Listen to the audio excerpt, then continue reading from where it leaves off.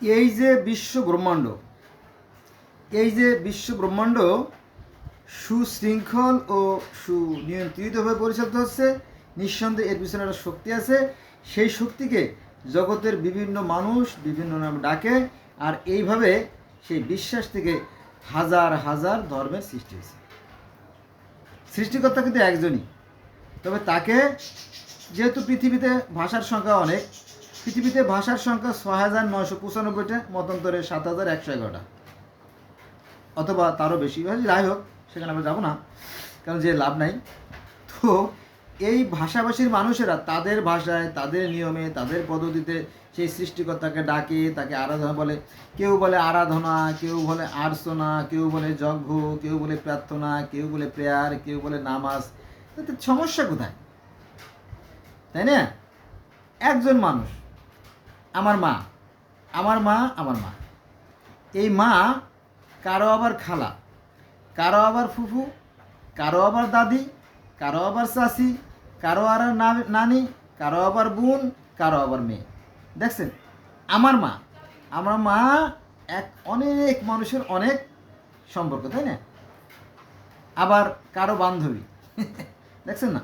তো এমন তো হতেই পারে, তাই না? হতে পারে না? হতে পারে, অবশ্যই হতে পারে। তো সেটা হলো বিষয়।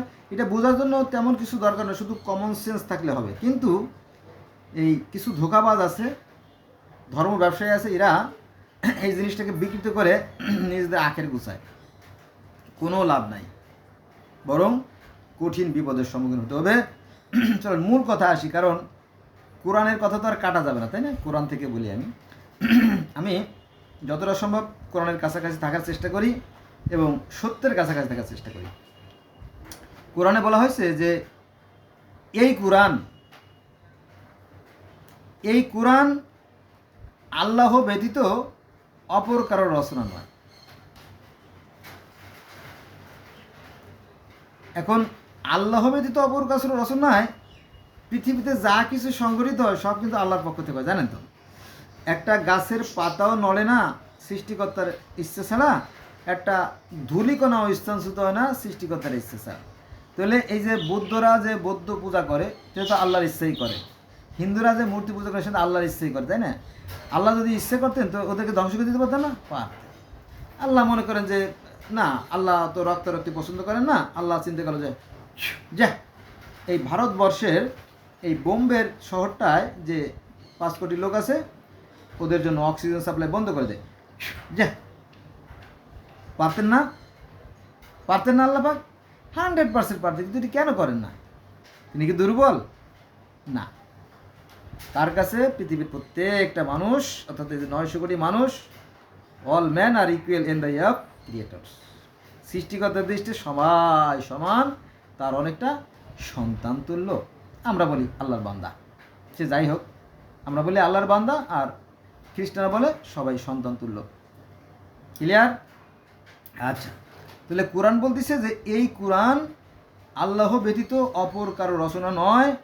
পক্ষান্তরে, অর্থাৎ অপরদিকে এই কোরআন এর পূর্বে যা অবতীর্ণ হয়েছে, এর পূর্বে অবতীর্ণ হয়েছে তার সমঅর্থক, অর্থাৎ ইসলাম ধর্ম আসার আগে যে সমস্ত কিতাব পৃথিবীতে আসছে তার সমর্থক, এবং এতে কোনো সন্দেহ নাই।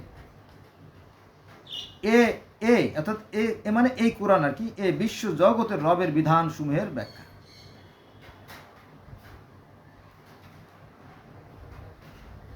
এটা আছে সূরা ইউনুস আয়াত নম্বর 37। এবার আসেন আমরা আরো বহু বছর আগে, মানে খ্রিস্টাব্দ না, খ্রিস্টপূর্বাব্দ না, সেই যুগে চলে যাব, যেখানে কোনো তারিখ হয় নাই, যখন কোনো ক্যালেন্ডার হয় নাই। তো সেই পৃথিবীর সর্বপ্রাচীনতম যে গ্রন্থ আমরা পাই, গিলগামেশের মহাকাব্য। এটা কারা, কখন, কোন তারিখে লিখছিল, কে লিখছিল, এর কোনো দিনক্ষণ পাওয়া যায় না। সেটাও কিন্তু এই মধ্যপ্রাচ্যে, অর্থাৎ বর্তমান যে ডেড সি, যেটা আর কি, জর্দানের পাশেই পাওয়া গেছিল। তো যাই হোক, তো সেখানে আমরা দেখতে পাই যে সৃষ্টিকর্তা আনু, আমরা বলি আল্লাহ, মুসলমান আল্লাহ বলি, আর তারা বলে আনু। এই আনু কয়েকজন ফেরেশতা সৃষ্টি করলো এবং তাদের দায়িত্ব দিল যে তোমরা মাটি দিয়ে মানুষ তৈরি করো। দেবী আরুরুকে বললো, দেবী আরুরু মাটি দিয়ে মানুষ তৈরি করলো, দেবী আরুরু মাটি দিয়ে গরু তৈরি করলো, এই সমস্ত কাহিনী সেখানে আছে। ঠিক আছে। তারপরে সেখানে একটা যুদ্ধ হয়েছিল দেবতাদের সাথে অসুরদের, সেই যুদ্ধের কাহিনী আছে। তারপরে সেই নুহ নবীর যে বর্ণনার কাহিনী আছে, এটা পুতনা পিস্তিমের পরিবার সেই মহাপ্লাবন থেকে বেঁচে গেছিল, সেই কাহিনীও সেই গিলগামেশের মহাকাব্যে আছে, যদি আপনারা দেখতেন। তো এই বন্যার কাহিনী পৃথিবীর শত শত হাজার হাজার ধর্মে আপনি খুঁজে পাবেন। কিন্তু ওই যে আমরা ধার্মিকতার অহংকারের কারণে, হিংসার কারণে, বিদ্বেষের কারণে, ঘৃণার কারণে আমরা আর জানি না, ফলে আমাদের মনের ময়লা আর দূর হয় না। বোঝা গেছে বিষয়টা? তাহলে আমরা দেখলাম যে গিলগামেশের মহাকাব্য, সেই বন্যার কাহিনী আছে। তারপরে মিশরীয় পুরাণ আজ থেকে প্রায় 7,500 বছর আগে, বা সেই 12-14 হাজার বছর আগে যে মিশরীয় পুরাণ, সেখানে সেই মহাপ্লাবনের কাহিনী আছে। আর যিনি সৃষ্টিকর্তা রা মানে কি? সূর্য, যেটা কোরআনে আছে সূরা নূরের 25 নম্বর আয়াতে।